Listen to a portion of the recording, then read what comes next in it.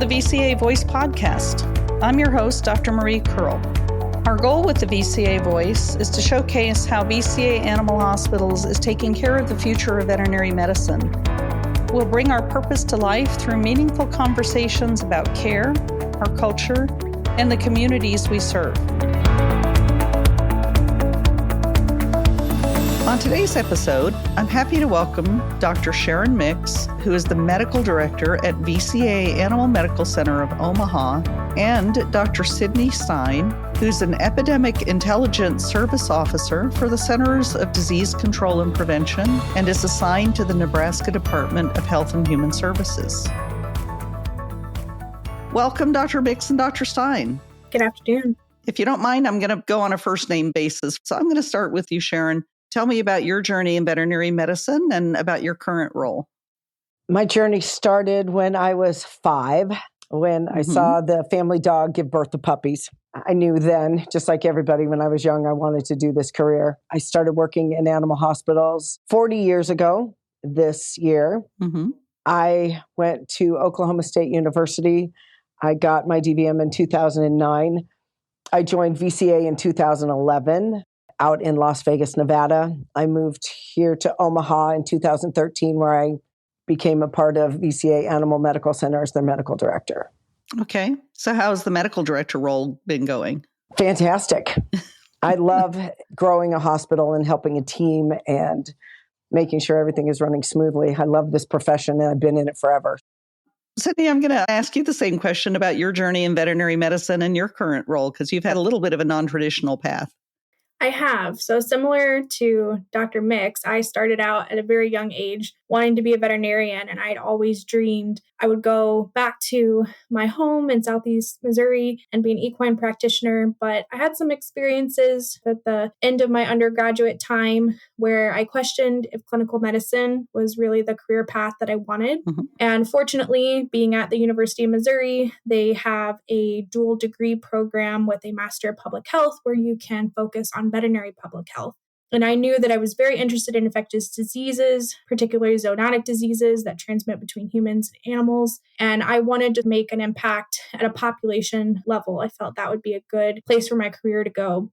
So I started my MPH, applied for veterinary school, knowing I wanted to do a career in public health. I took a 1-year research position at the National Institutes of Health, working on a translational model of Zika virus, and I was hooked. So I ended up staying there for another 4 years to do a postdoctoral research fellowship. I actually ended up working on a human autopsy cohort of COVID patients. Wow. I worked on Ebola virus and a couple of different translational models for sepsis. And that just made me love public health even more. But during my MPH, I had read 2 books about Epidemic Intelligence Service Officers. One's called Beating Back the Devil, and the other one's Inside the Outbreaks. And I just was hooked on these disease detectives that were at sort of the front lines of identifying these emerging infectious diseases, many of which were zoonotic. And I thought, that's what I want to do. And so I applied to the program a little over a year ago and just started my 2-year epidemiology fellowship with CDC. And I'm currently serving this at the Nebraska Department of Health and Human Services, which is a great place to be. I'm one of 2 veterinarians, so it's definitely a different, interesting work dynamic. Oh, well, that's really just fascinating, because most of the guests that I've had on the podcast have been really focused on clinical medicine. And I love your focus on public health. And actually, today's episode is really about that intersection between clinical practice and being a frontline veterinarian, and then focusing on the public health aspect. Sharon, I'm going to jump back to you. Tell me a little bit about some of the challenges and rewards with being a primary care veterinarian. Challenges are typically compliance and financial. It's been that way always, getting animal owners to understand the importance of what we're recommending.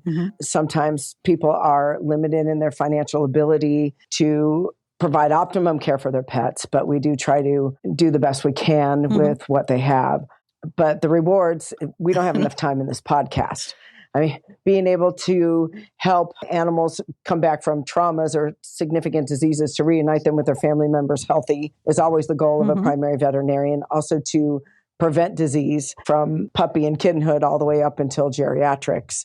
keeping them healthy or fixing disease or injury is my favorite part of being a primary veterinarian. I'm a clinical practitioner from day one, so every single day in this job I love.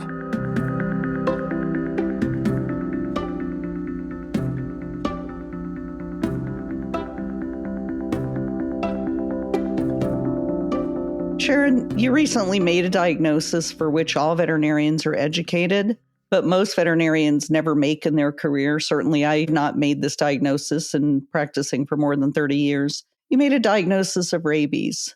Can you share a little bit about that case and how it presented and when you first started to become concerned, and then why you decided to submit for testing? Sure. Monday morning, I was presented with an 8 to 10-week-old male domestic short-haired kitten, little short-haired fellow named Stanley. Stanley had been seen by another veterinarian for a bald spot on his head that was suspected to be ringworm and started on an oral medication. When I met Stanley that morning, his owner thought that the medication was making him sick. He was not eating as well. He was acting strangely.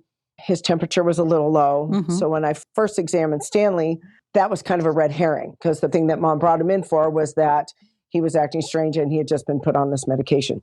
Most young kittens like that respond to a little bit of supportive care. There's a lot of things that can make little kitty cats not do well at that age.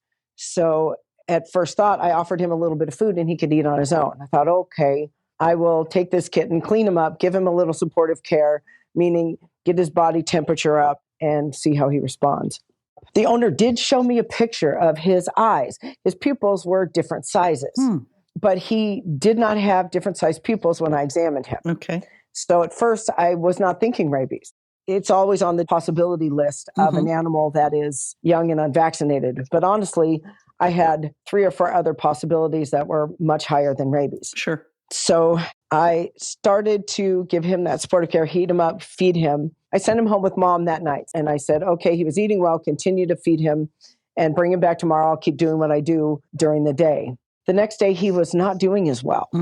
He was low body temperature again. He was not as active. He was not eating on his own. So again, I still had rabies on my possibility list just because, but that wasn't my top thought with him. Right. I thought, I need a little more aggressive support. I thought of infectious diseases.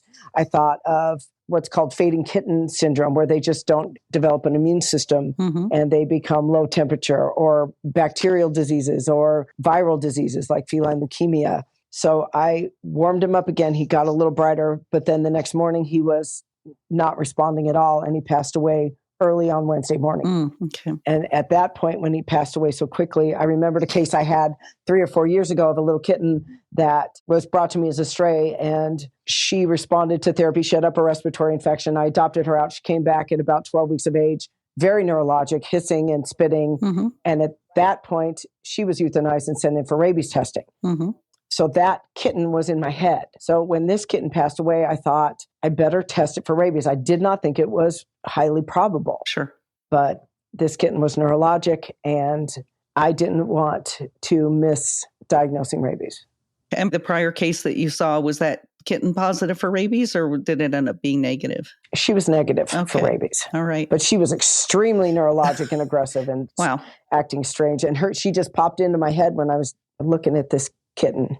So I tested him just to be on the safe side, to make sure that I wasn't going to miss this disease. I almost questioned my decision to test him because it's so unlikely. It's very, very rare. And it's really, what's one of the remarkable things that you and I have talked about with this patient is that it's very difficult to keep a rare disease on your differential list when you're seeing lots of patients. What was your first reaction on learning that the kitten had tested positive for rabies? And what about your clients and staff? And how did you help them to deal with that process?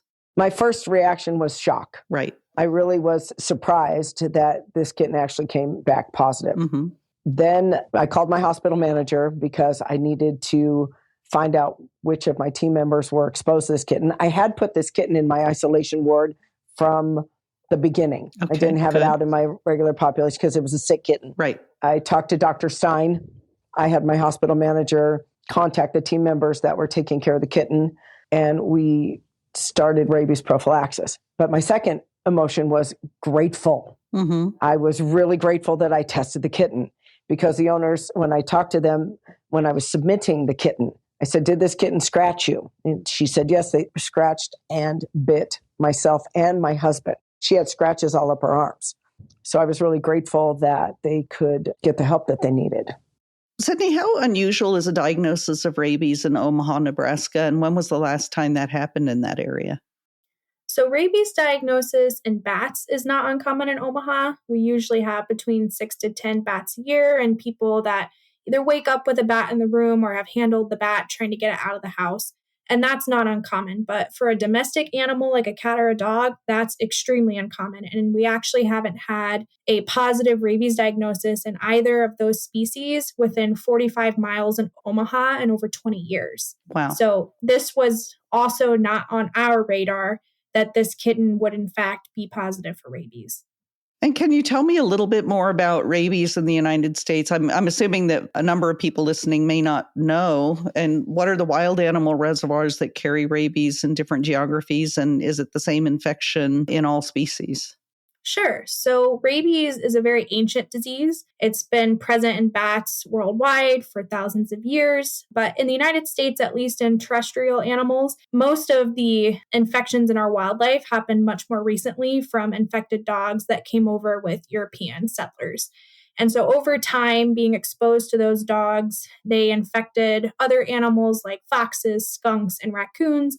And they were very susceptible, being mammals as well, to the virus. And they had very large outbreaks or epizootics within those species. And then continued sustained transmission of the virus actually allowed for it to become adapted to those species and what we call variants now. So with very widespread efforts by veterinarians like Dr. Mix and yourself, in the 20th century, we were able to eliminate canine rabies in the United States, but we do still have bat variants and our terrestrial wildlife carrying variants. So along the entire East Coast, you mainly are dealing with a raccoon variant, and that goes from Maine to Florida and then over to the Appalachian Mountains. And then we have skunks in the central part of the United States. There's a northern and a southern variant, and then a population over in California, and then foxes around the country. So Texas has a problem in gray fox, Arizona has a problem in foxes, and even Arctic foxes in Alaska have rabies. And then finally, down in Puerto Rico, canine variants spilled over into mongoose. And so mongoose actually are the reservoir for rabies on the island. It's all rabies infections, but again, host adapted and able to spread quite readily within those species. So upon receiving the diagnosis, further testing was done to identify the variant for this kitten. And is that step always done when rabies is diagnosed, or was that unusual in this case? It is unusual. So prior to Stanley the kitten, we would only request that our partners at Nebraska Veterinary Diagnostic Center to do immediate sequencing of rabies viruses if we had a dog or a raccoon test positive, because we do not have canine or raccoon variants in Nebraska. We have skunk and bat. Mm-hmm. But given how long it had been since we had a domestic animal in Omaha, my superior requested that sequencing to be done, thinking that it was going to come back as a bat variant. And this is sort of an important teaching moment, because many people think having their pets only be indoors, they don't need to be rabies vaccinated. But in fact, most of the time, when you're seeing in our part of the country a cat that is rabies positive, it's because it's been exposed to a bat that was positive. So he requested the sequencing, and when it came back as raccoon variant, we were shocked and sort of set off these alarm bells, because we don't have this variant here. So what would be the problem if all of a sudden the raccoon variant was in the Omaha area? Initially, we only found raccoon variant in Florida in the late 1940s, and it was spreading locally, but it was contained. Unfortunately, in 1977, there was an introduction of raccoons into West Virginia for hunting.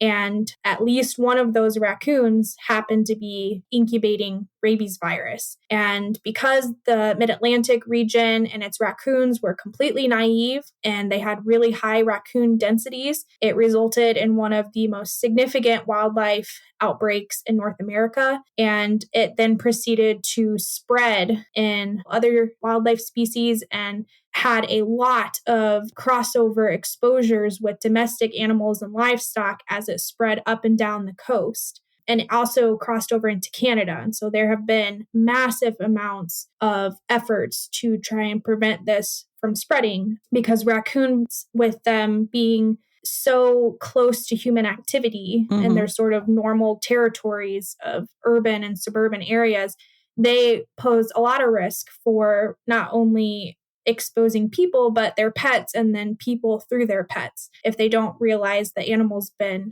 exposed and infected. So just to give you some context, before raccoon variant was detected in New York, there were less than 100 people a year that needed post-exposure prophylaxis, like Dr. Mix and her team got. But in the 5 years after raccoon variant showed up, 10,000 people needed post-exposure prophylaxis. So this is a much greater risk of exposure to humans with this variant versus the bat and the skunk that we have currently in Nebraska.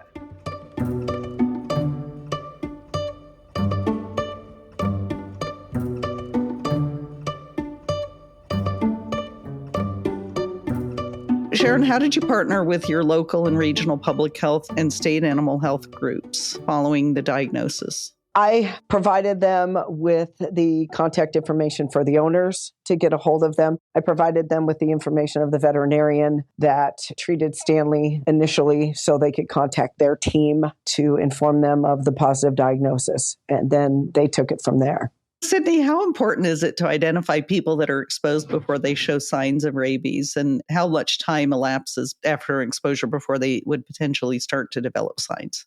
It's extremely important that anyone who knows or think they might have come into contact with a rabid animal be seen by a medical provider as soon as possible. And also that provider can work with the local public health authority to determine what the extent of the exposure, if any, was, and if post-exposure prophylaxis or PEP is necessary. The reason for this is because once people become symptomatic with rabies, it is almost 100% fatal. But the good news is that timely PEP administration is nearly 100% effective at preventing clinical rabies in humans. And so that is fantastic. If you don't receive treatment, we have very few people in the United States every year, typically 1 to 3, that are diagnosed with rabies and pass away, unfortunately. But typically, the incubation period is a couple weeks to several months. So we would recommend that people be treated as soon as possible. Now, in the event that the animal is available for testing, we can test the animal to determine if it has rabies. So the one kitten that Dr. Mix remembered did not have rabies. So that would be able to save those individuals from needing the post-exposure prophylaxis. In Nebraska, I think we have a great system because the state will actually pay for animal testing in most cases where an animal has exposed a human. By doing that, one, it sort of lifts this financial burden for not receiving a diagnosis when there's an inkling that, I doubt this is rabies, but I would like to rule it out. And it's a good thing to do that. We want to keep people from getting post-exposure prophylaxis when they don't need it because it's extremely expensive. It can be upwards of $5,000 per person. And sometimes insurance doesn't cover that. But in the cases where many people are exposed to a single animal and that animal happens to have rabies, we really want those people treated. Right. Specifically, if someone is exposed above the shoulders or particularly on the face, if they were to be bitten, we do recommend sometimes that they go ahead and start their PEP before testing results are available, just because it's a shorter distance for the virus to have to travel. But usually we can wait for that testing result before people need to proceed with getting their exposure prophylaxis. And just to make sure that people understand, when you refer to PEP, that's post-exposure prophylaxis, right? Yes. So what's involved in the post-exposure prophylaxis? Is that just a one injection, or is that a series of injections? How does that work? It's a series of injections. So traditional post-exposure prophylaxis for rabies is a combination of both rabies immune globulin and vaccine. So if an exposed person has never received a rabies vaccine before, they would receive that immune globulin injected at the site of exposure and nearby to bind up any virus that would be in the wound because they don't have their own antibodies yet. And then they would receive 4 injections of rabies vaccine over 14 days. And if a person was immune compromised, we would add a 5th injection at 1 month after exposure. But if someone's been previously vaccinated, like typically our veterinary staff are, they, when exposed to a rabid animal, just receive 2 doses of vaccine 3 days apart. You mentioned that veterinarians are often vaccinated for rabies. Who should be vaccinated for rabies in a veterinary hospital? And are there any travel recommendations for rabies vaccination? There are. So becoming vaccinated against rabies before an exposure is what we would call pre-exposure prophylaxis. And we recommend that for people who are likely to be exposed to animals. So veterinarians, laboratory workers, anybody who's handling animals, but also for travelers that are going to certain areas of the world that have very high risk of rabies due to feral dog populations. It's actually uncommon in the US that we don't have dog rabies because we've eliminated it, but it's very prevalent in some parts of the world, and getting treatment can be difficult if you were to be exposed there. And for that pre-exposure prophylaxis, it's currently a 2-dose regimen given 7 days apart. And then after people receive it, if they are going to be having ongoing risks of exposures for more than 3 years, they should have a titer or their blood antibody levels checked. And then if they've mounted an appropriate immune response, they're good. If not, they should receive a 3rd vaccination.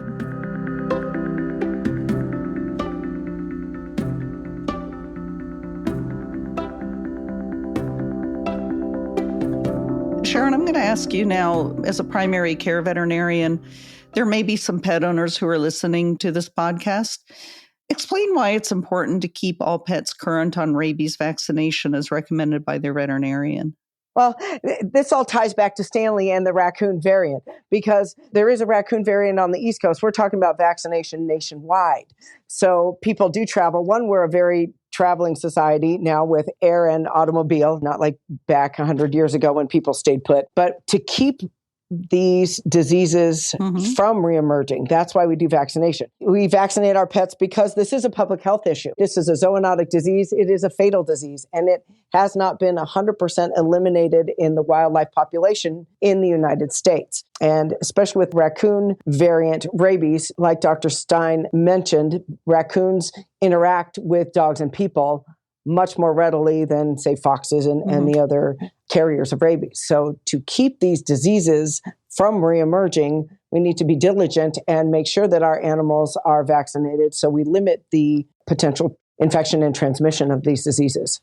And bats do get in the house because there's multiple stories of people finding bats in their homes. So as much as people don't think that exposure is probable, it is possible because Dr. Stein tests a lot of animals that are suspected of rabies. So, Sydney, when this was diagnosed as the raccoon variant, especially as an epidemic intelligence officer, that probably was really interesting. So what happened in the regional community? I was actually on personal leave in Maryland for a friend from veterinary school's wedding. I was her maid of honor.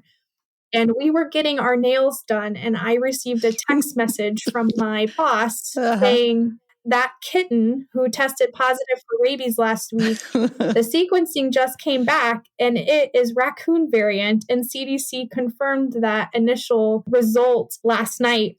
And we are having a meeting with both CDC and USDA in an hour. Can you join?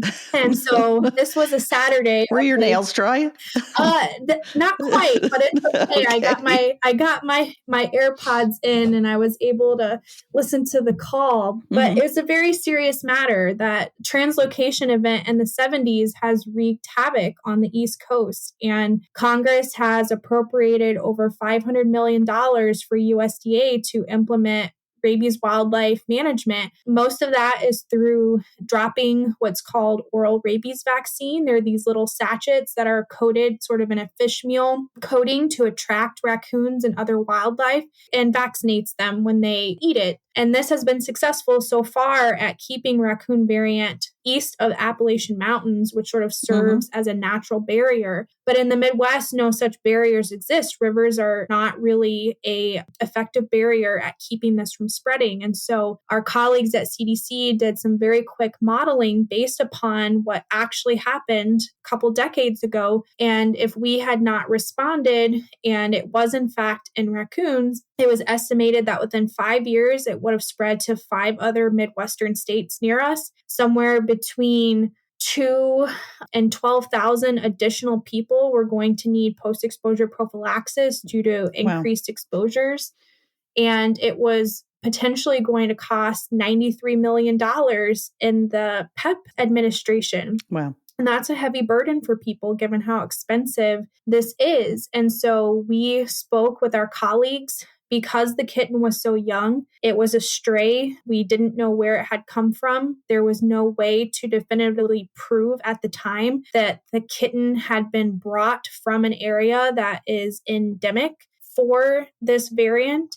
And so we had to proceed as if either there were other kittens and a mother cat running around with raccoon variant, potentially exposing wildlife, because Omaha has a very healthy and thriving raccoon population. Yep. Or we had to assume that somehow a raccoon with raccoon variant was in Omaha and had infected this kitten, and we were very lucky to find it.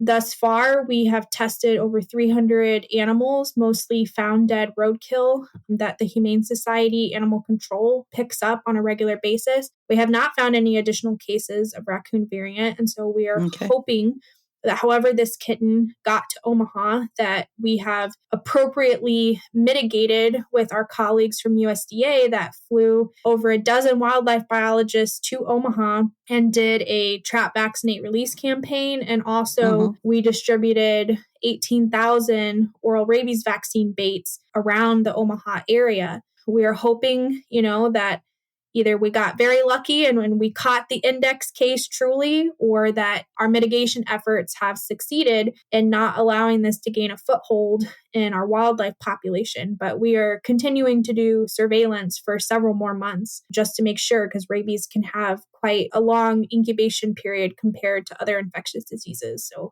it's looking very promising right now, given our current surveillance, not finding any additional cases.